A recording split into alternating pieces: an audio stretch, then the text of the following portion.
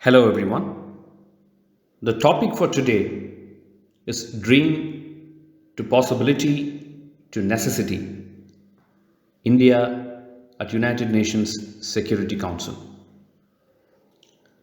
Once it was considered a dream, then it became a possibility, and now it is a necessity. Before going into the topic, let us go into the basics. At the end of the video, you will understand why we picked this topic. But we felt this needs to be understood by every Indian if we are a responsible citizen of this beautiful country. The Security Council is one of the United Nations' 6 main organs and is aimed at maintaining international peace and security. It held its first session on 17th January 1946 in Westminster, London. The United Nations Security Council has 15 members, and 5 of them, the USA, UK, Russia, China, and France, are permanent members who have veto rights. The 10 elected or non-permanent members have a tenure of 2 years. At present, the non-permanent members are India, Estonia, Ireland, Kenya, Mexico, Niger, Norway, Saint Vincent, and the Grenadines, Tunisia, and Vietnam. Non-permanent members of the Security Council, however, do not have veto rights. This, in the eyes of several observers, makes them a toothless grouping because they cannot assert their will on any matter of international concern, merely persuade or dissuade other member states from acting in a certain way. The Council responds to crises around the world on a case-by-case basis and takes action based on options that do not involve armed force. For instance, economic and trade sanctions, arms embargoes, travel bans, and financial or commodity restrictions.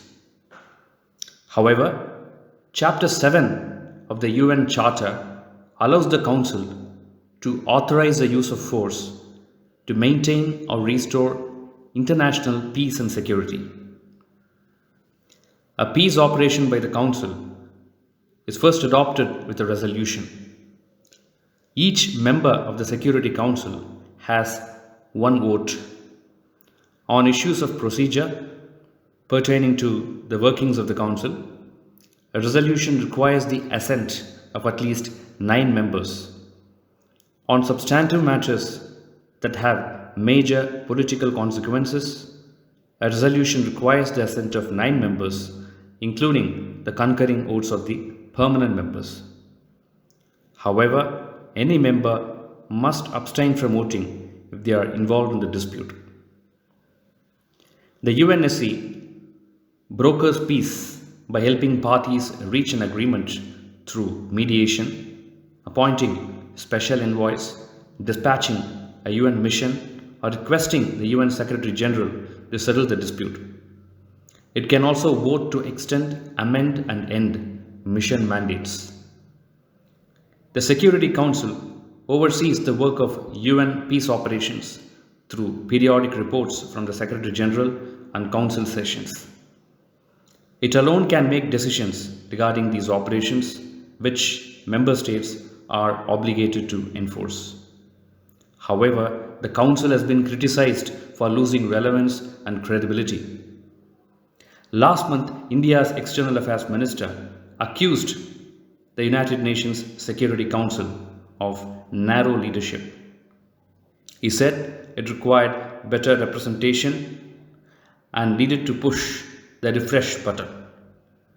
The Council's lack of multilateralism has also been criticized in the wake of the Syrian war crisis and the ongoing COVID-19 pandemic. China's Foreign Office says that China supports United Nations Security Council reforms in a manner that increases the authority and efficacy of the UNSC, increases the representation and voice of the developing countries, so that small and medium sized countries have a greater opportunity to participate in the decision making of the UNSC. They also say that it should be done through the widest possible democratic consultation and seek a package solution that takes into account the interests and concerns of all the parties. China is one of the 5 permanent members of the UNSC, as we mentioned earlier, and has been using its veto power to block India's efforts to become a permanent member of the body. The other 4 permanent members, USA, UK, France, and Russia, have expressed their backing for New Delhi's membership. United Nations Security Council was composed by victors of the Second World War in 1945 to suit their interest, and the UN Charter was designed accordingly, giving to themselves the permanent membership and veto power in the Council. The geopolitical, strategic, economic realities have changed considerably since then, but the UNSC has not reformed itself to these global realities. With global economic and population fulcrum shifting to Indo-Pacific, inadequate Asian representation and no African and Latin American representation are pushing UN to irrelevance unless it reforms itself. With non-permanent status, it can be a part of resolutions for the next 2 years, setting the agenda when it gets monthly presidency twice, and at best try to create an environment of reforms. The need for UNSC reforms has been emphasized by most of the UN Secretary Generals during their tenures. Antonio Guterres once expressed, "The Security Council we have now does not correspond to today's world." I have encouraged member states to have a serious dialogue on this. I want to continue this dialogue at the UN General Assembly, but the permanent members do not agree. This indicates the helplessness of UN in dealing with the permanent 5 members on the subject. The Indian Prime Minister, in his address on the 75th anniversary of UN, had urged that reform in the responses, in the processes, and in the very character of the UN is the need of the hour. Many other countries have expressed similar sentiments since last 3 decades. Reforms to improve effectiveness and responsiveness of UN to international security challenges are meaningless without the reform of the UNSC veto power with P5, which enables any one of them to prevent the adoption of any substantive draft council resolution regardless of its level of international support. There have been many proposals since inception, from totally abolishing veto power to selectively using for vital national security issues and requiring agreement from multiple states before exercising the veto, thereby following consensus principle. The roadblock is that Articles 108 and 109 of the United Nations Charter grant the P5 veto or any amendments to the Charter, requiring them to approve of any modifications to the UNSC veto power that they themselves hold. It thus becomes obvious that even if one member of P5 doesn't agree to any reform, the UNSC cannot be reformed. It has been seen in the past that the UNSC in some of the major global security issues could not arrive at a consensus, and interventions happened by countries mainly from P5 without UNSC resolution. US entry in Iraq war or Warsaw Pact war in Afghanistan, a few cases in point.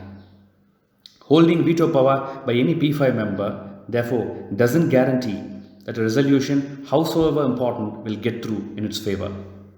But it certainly guarantees that no resolution against its interest will go through in UNSC.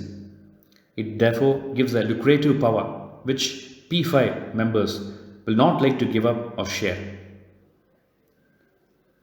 Today, the permanent member countries in UNSC being a divided house, the veto power is the biggest obstacle in getting through any resolution.